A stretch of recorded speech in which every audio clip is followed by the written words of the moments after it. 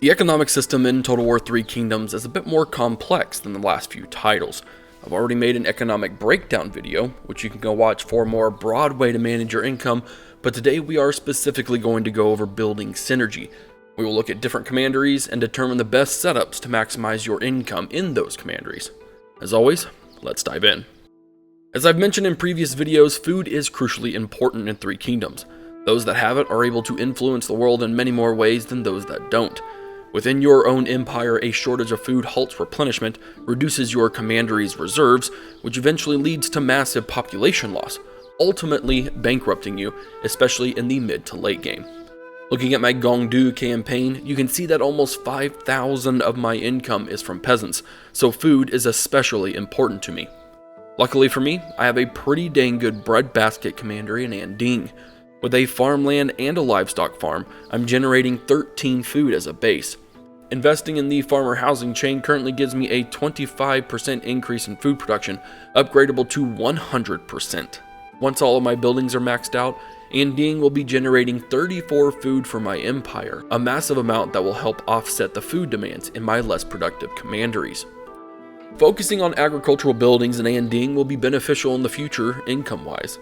Currently, Anding doesn't generate that much money because it is more food focused. However, my livestock farm generates a decent peasant income base, and my grain storage chain will provide a solid base of income as well. As my settlement expands and my population grows, I'll gain a higher peasantry income bonus.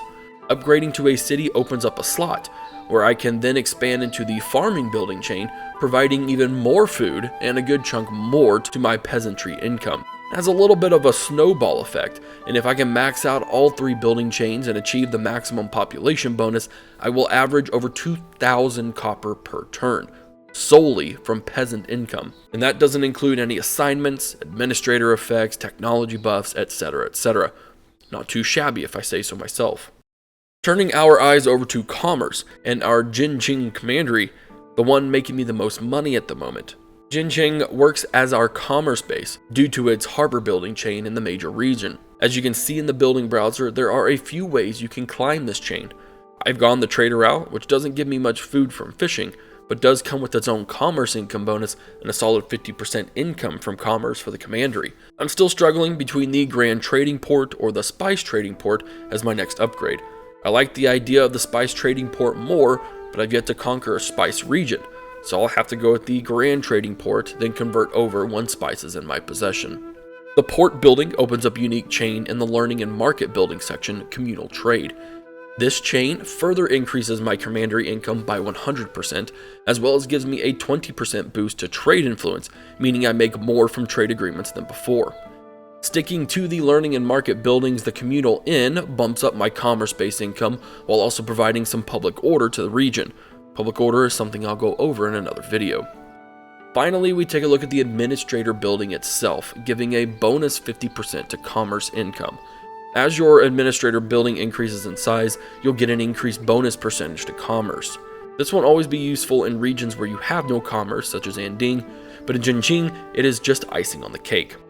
Looking at Jinqing's income breakdown, you can see that right now, the commandery has a 275 copper base income with a 392% bonus, raking in 1.4 thousand copper per turn. This commandery is my top priority when it comes to leveling up buildings, and you can see why. Our last area of building synergy comes in the industrial sector. For this one, we move to our capital in the Wudu commandery. This commandery produces the second highest income, and I haven't even paid it the attention it needs, which we'll get to in our next segment. When it comes to having industrial settlements, the best way to complement it is by tacking on industrial buildings to your major city as well. In Wudu, we have a copper mine, bringing in 300 copper per turn. We complement that with the manufacturing chain, giving me a big piece of pure industrial income at 400 copper per turn. So currently, Wudu has a 700 copper base industrial income. Tack on 43% due to faction-wide trades, technology, etc., and we're looking at 1,000 copper per turn. That's not bad. But Wudu is also severely unoptimized, so let's see what we can do. It's important to know when and why your city isn't optimized, as you could be missing out on a large sum of income per turn, as I am now. Wudu is bringing in 700 industrial income per turn, but it could be raking in even more. First, let's get rid of 2 buildings. My militia depot was crucial in the early campaign for some added defense, but it's obsolete now with my border more secure. The guerrilla warfare chain is unique to Gondu's faction, and it does provide me with a big increase in post-battle loot income. But I can always replace that in another commandery later, and to be frank, the income I'm about to generate will offset the decrease in post-battle loot. Now that I have 2 slots open, I'm going to build into the artisan chain, giving voodoo commerce and industry income. Next, I'll get into the economic building chain, labor housing. This will give my commandery bonus percentage income from both commerce and industry.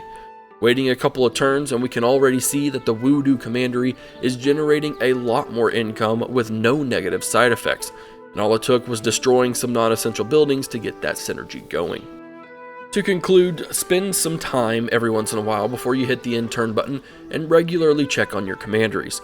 As circumstances in your campaign change, so are your building layouts in every commandery. You might forget about obsolete buildings as I did in Voodoo, and I can already see that it's lost me a ton of potential income which could have funded another army or developed other buildings in my empire quicker. And another tip, it may not be worth it to synergize your commanderies immediately. If your options are something like a bigger border garrison in a major city or choosing a building that makes you more money, go with the garrison. When borders expand, then you can convert it. Don't feel pressured to make the absolute best setup right off the bat. That's all from my building synergy video. I hope it helps you out in your campaign.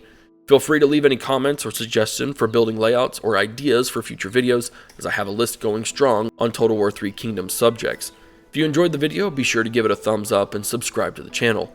I've also updated my Patreon with better benefits. Supporting the channel at the 2nd tier or higher will get you voting rights to help decide what videos get to go up on YouTube. I'll also be getting into more upcoming strategy games with this type of content in mind, so leave your ideas down for what games coming out that you'd like to see covered. Thanks for watching, this is Havoc, and I'll see you in the next one.